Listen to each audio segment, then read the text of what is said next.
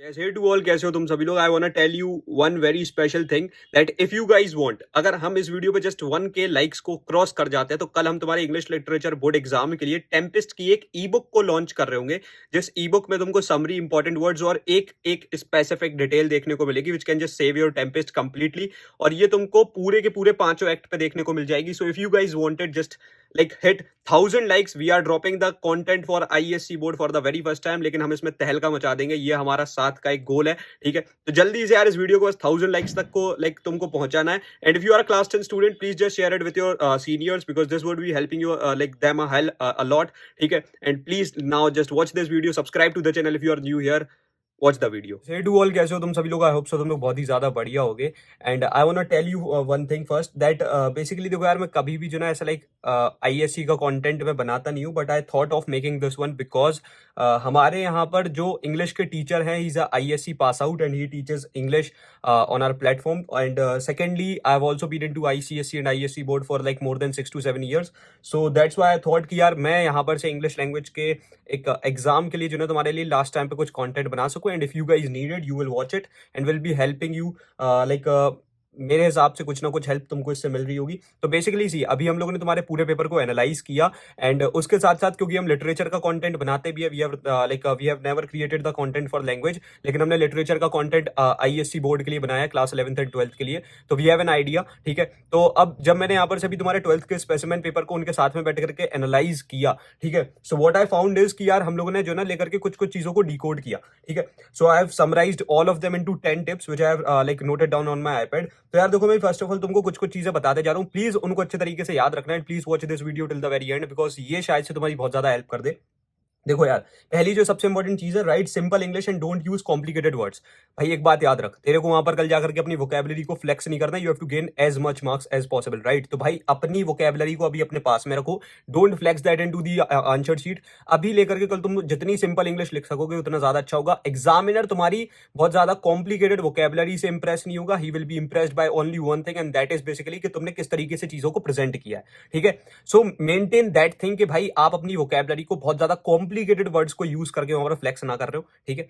आप कल सिर्फ तो सिर्फ एक सिंपल इंग्लिश का इस्तेमाल करो, मतलब just be into the form, ठीक है। आप एकदम ही से जो ना मतलब stay on to the Indian English, right. So like basically if you will be shifting to the UK English dude, so like तुम फिर जो ना अपने नंबर लूज करोगे, ठीक है। तो ये गलती अपन को नहीं करनी है। उसके बाद में जो सबसे इंपॉर्टेंट टाइम है, जो मैंने नोटिस किया है, जो सिर्फ इस बोर्ड के लिए, मैं तो कह रहा कोई भी बच्चा हो, कोई कैसा भी पेपर हो, ये चीज याद रखना।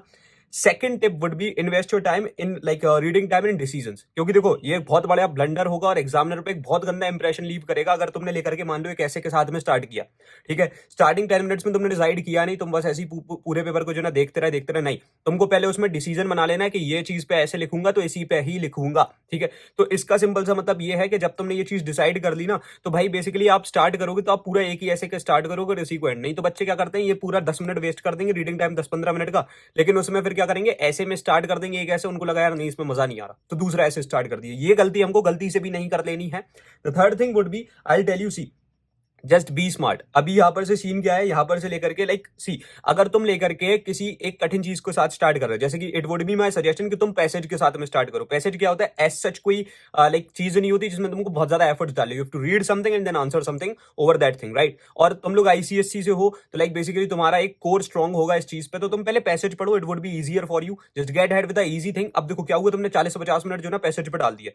अब तुम्हारे पास जो टाइम है, जस्ट पिकअप समथिंग, या तो तुम डायरेक्टर राइटिंग उठा लो या ऐसे उठा लो, कोई एक उठा लो, ठीक है। और उसके साथ में आगे बढ़ो। क्यों? क्योंकि उससे शायद से तुमको एक हेल्प ये मिल रही होगी कि you will get to know कि भाई किस किस तरीके से, अब समझ लो ना, अभी तुम्हारा दिमाग जो है फ्री स्टेट में काम कर रहा था, लेकिन अब वो जो ना क्रिएटिविटी के साथ आगे बढ़ेगा, ठीक है। सो जस्ट बी स्मार्ट, पहले जो ना कुछ एक इजी काम करो फिर क्रिएटिव। अब जैसे कि तुम्हारी डायरेक्टर राइटिंग या फिर ऐसे जो भी तुमने पिक किया हो गया, ग्रामर उठा लो, ग्रामर डन की हमने, फिर उसके बाद में हम लोग वापस से हम लोगों ने डायरेक्टर राइटिंग या फिर ऐसे में से जो भी हमने लेफ्ट आउट कर दिए थे उस समय पे, उससे स्टार्ट कर लिया। तो इससे एक फायदा तुमको ये मिलेगा कि तुम लेकर के उस समय पर फिर जो ना लेकर के क्रिएटिव हो पा रहे होगे। क्योंकि अगर तुम बैक टू बैक कोई चीज को अपने दिमाग से लिख रहे हो ना, तुम्हारा दिमाग एक समय पे वो जो ना उसको मजा नहीं आएगा लिखने में, तो वो उतना क्रिएटिवली तुम लिख नहीं पाओगे और शायद से फिर तुम्हारा स्कोर कम हो जाए। उसके बाद में the fourth thing would B कि भाई देखो, आप कोई भी चीज को स्टार्ट कर रहे हो, जस्ट रिवाइज द फॉर्मेट्स, ठीक है। ऐसा ना हो कि तुम्हारा फॉर्मेट बिगड़ जाए, क्योंकि तुम्हारा ये चीज तुमको पता होनी चाहिए, आईसीएससी और आईएससी में जो ना फॉर्मेट्स पे भी मार्क्स मिलते हैं।